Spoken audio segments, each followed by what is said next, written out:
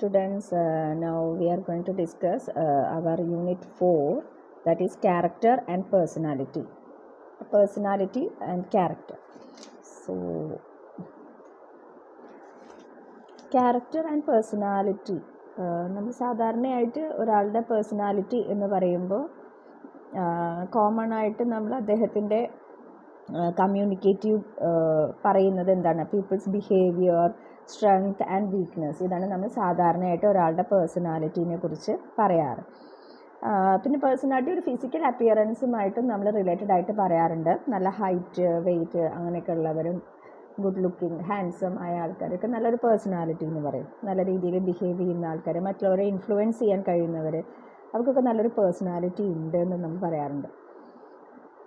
That is, if you come to contact with a person who has a well-built body, reasonably good height and forceful voice, which can influence you and other people, you may tend to say that he had or she had a good personality.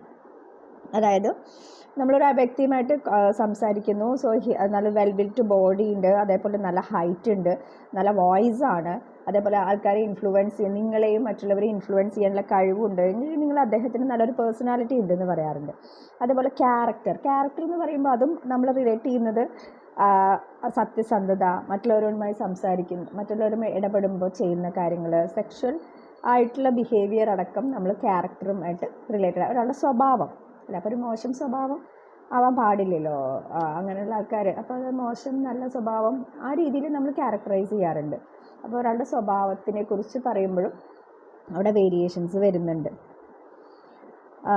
പിന്നെ behaviour നമ്മൾ സാധാരണ ഗുഡാണോ ബാഡാണോ, desirable ആണോ undesirable ആണോ, ഇതൊക്കെ നമ്മൾ ശ്രദ്ധിക്കാറുണ്ട്.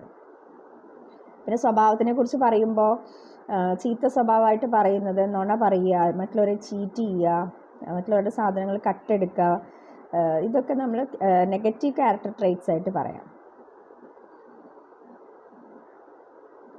പിന്നെ നല്ല സെൽഫ് എസ്റ്റീം, ഫ്രണ്ട്ലിനെസ്, ഹോസ്റ്റിലിറ്റി, ഇതൊക്കെ നല്ല പേഴ്സണാലിറ്റി ട്രേറ്റ്സ് ആയിട്ട് പോസിറ്റീവായിട്ട് പറയാനും നമുക്ക് വേറെ കാര്യങ്ങൾ, ഇൻ്റലിജൻസ്, ഇതൊക്കെ എക്സ്ട്രാവേർട്ടിസം, ഇതൊക്കെ നല്ല ക്യാരക്ടറായിട്ട് നമുക്ക് പറയാൻ പറ്റും. Character cannot include personality, but personality must include the capacity of character and not be limited by them. So character എന്ന് പറയുമ്പോൾ അവിടെ പേഴ്സണാലിറ്റി വരുന്നില്ല, പക്ഷെ പേഴ്സണാലിറ്റി എന്ന് പറയുമ്പോൾ അതിൽ എന്ത് വരുന്നുണ്ട്, ക്യാരക്ടർ വരുന്നുണ്ട്. ഇനി നമുക്ക് ഇതിൽ ഡെഫിനിഷനാണ് പറയുന്നത്. വെബ്സ്റ്റർ എന്ന് പറയുന്ന വെബ്സ്റ്റർ ഡിഫൈൻ ചെയ്തിട്ടുണ്ട് പേഴ്സണാലിറ്റി as the quality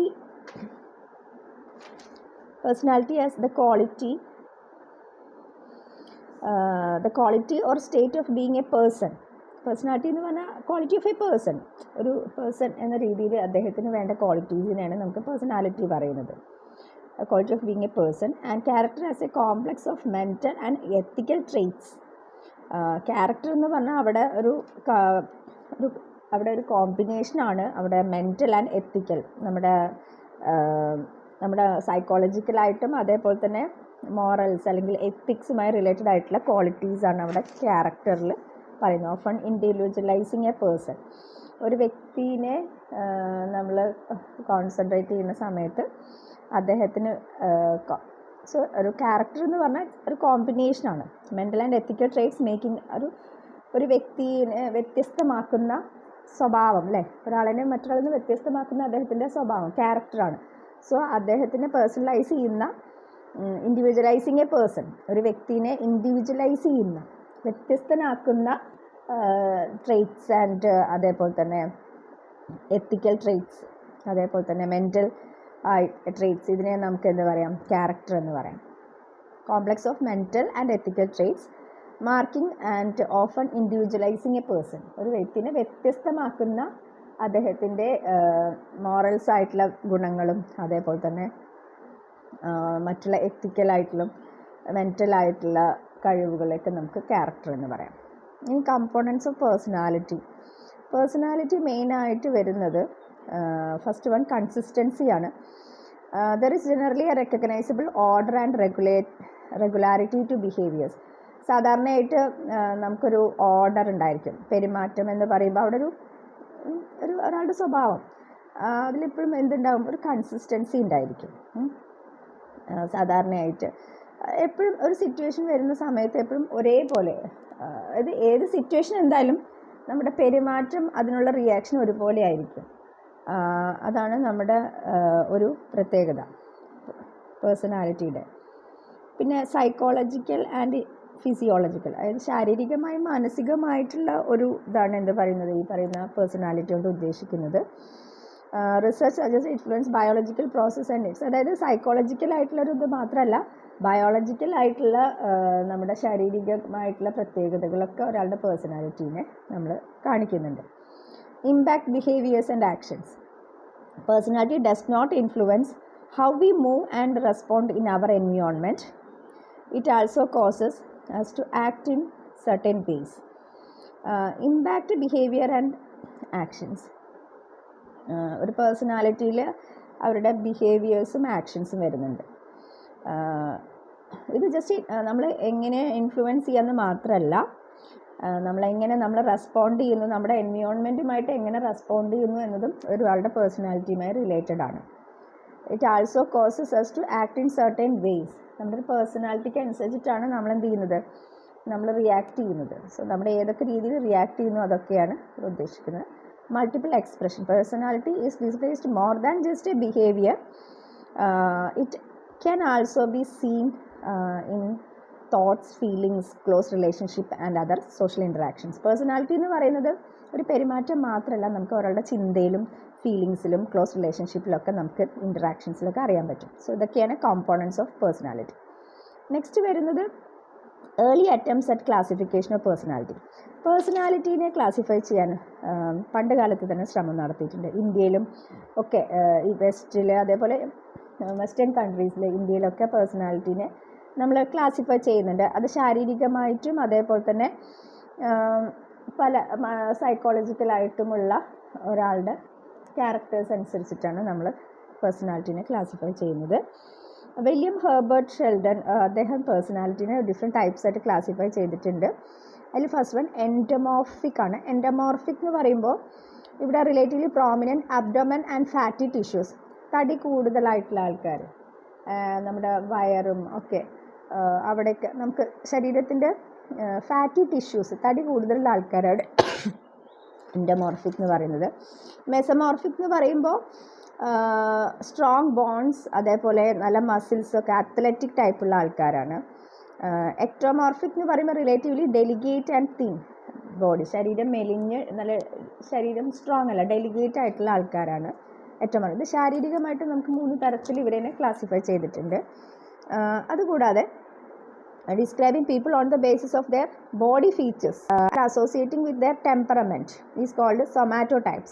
ഇത് നമ്മൾ ഒരാളുടെ ശാരീരിക ഘടനയും അതേപോലെ തന്നെ അവരുടെ ടെമ്പറമെൻ്റ് എന്ന് പറഞ്ഞ സ്വഭാവം, അവരുടെ സ്വഭാവം കൂടി കണക്കിലെടുത്ത് നമ്മൾ ക്ലാസിഫൈ ചെയ്യുമ്പോൾ അതിനെ നമുക്ക് പറയുന്ന പേരാണ് സൊമാറ്റോടൈപ്സ് എന്ന് പറയും. അങ്ങനെ നമ്മൾ ക്ലാസിഫൈ ചെയ്യുന്നതിനെ സൊമാറ്റോടൈപ്സ് എന്നാണ് പറയുക. Sheldon and Sleeves found endomorphic to be correlated with a highly comfort-loving, less reactive and relaxed. Sheldon അദ്ദേഹം ആൻഡ് സ്ലീവൻ ഇവർ 2 പേരും ക്ലാസിഫൈ ചെയ്തിട്ടുണ്ട്. എൻഡോമോർഫിക് എന്ന് പറഞ്ഞാൽ അവരുടെ സ്വഭാവം എങ്ങനെയായിരിക്കും, അവർ ഹൈലി കംഫർട്ട് ഫീലിംഗ് ആഗ്രഹിക്കുന്നവരായിരിക്കും. പിന്നെ റിയാക്ഷൻ കുറവുള്ള ആൾക്കാരായിരിക്കും, അതേപോലെ തന്നെ റിലാക്സ്ഡ് ആയിട്ടുള്ള ആൾക്കാരായിരിക്കും. ഇനി മെസമോർഫിക് ആണെങ്കിൽ ഹു ലവ് ഫിസിക്കൽ അഡ്വഞ്ചർ, അവർക്ക് അഡ്വഞ്ചേഴ്സൊക്കെ ഇഷ്ടമുള്ള ആൾക്കാരാണ്. കോമ്പറ്റീറ്റീവ് ആണ്, ദേഷ്യം കൂടുതലാണ്. അതേപോലെ തന്നെ ജനറൽ അസേർട്ടീവ്നെസ് എന്നൊക്കെ പറഞ്ഞാൽ അവർ കുറച്ചുകൂടി അവർ കുറച്ച് റിയാക്ഷൻസ് കൂടുതലുള്ള ആൾക്കാരായിരിക്കും. ഇനി എക്ടോമോർഫിക് എന്ന് പറഞ്ഞു കഴിഞ്ഞാൽ ഹു എക്സ്പ്രസ് ഫാസ്റ്റ് റിയാക്ഷൻസ്, അവർ റിയാക്ഷൻസൊക്കെ ഫാസ്റ്റ് ആയിരിക്കും, പക്ഷെ വളരെ ക്ഷീണം കൂടുതലായിരിക്കും. അവർ സോഷ്യൽ റെസ്പോൺസീവ് കുറവായിരിക്കും, പ്രതികരണശേഷി കുറവായിരിക്കും. ടെൻസ് പോസ്റ്ററായിരിക്കും, എപ്പോഴും അവർ എല്ലാറ്റിനും പിൻവലിഞ്ഞുകൊണ്ടുള്ളൊരു സ്വഭാവമായിരിക്കും. അങ്ങനെ ഒരു ക്ലാസിഫിക്കേഷൻ വരുന്നുണ്ട് സ്വഭാവത്തിൽ. ഇങ്ങനെ പേഴ്സണാലിറ്റീനെ ഈ രീതിയിൽ ക്ലാസിഫൈ ചെയ്തിട്ടുണ്ട്. പിന്നെയും വേറെ രീതിയിൽ ക്ലാസിഫൈ ചെയ്തിട്ടുണ്ട് അവരുടെ സ്വഭാവത്തിനനുസരിച്ചിട്ട്. സാങ്ക്വേനി ഗ്രീസിലുള്ള പേഴ്സണാലിറ്റിയുടെ ക്ലാസിഫിക്കേഷനാണ്.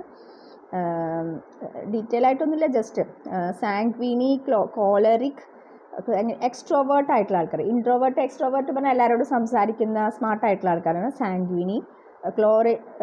കോളറിക് എന്ന് പറഞ്ഞാൽ എനർജറ്റിക് ആണ്. Then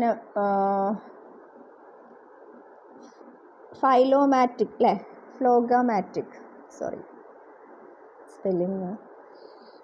and melancholic, thoughtful worried ആയിട്ടുള്ള ആൾക്കാരാണ്. ഗ്രീക്കിൽ 3ാമത് ക്ലാസിഫിക്കേഷനിൽ വന്നിട്ടുള്ളത്.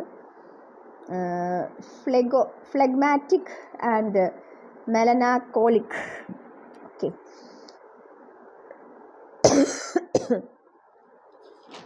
പിന്നെ Indian classification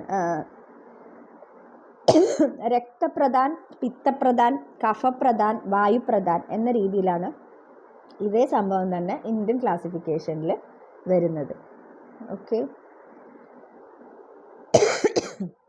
okay, thank U.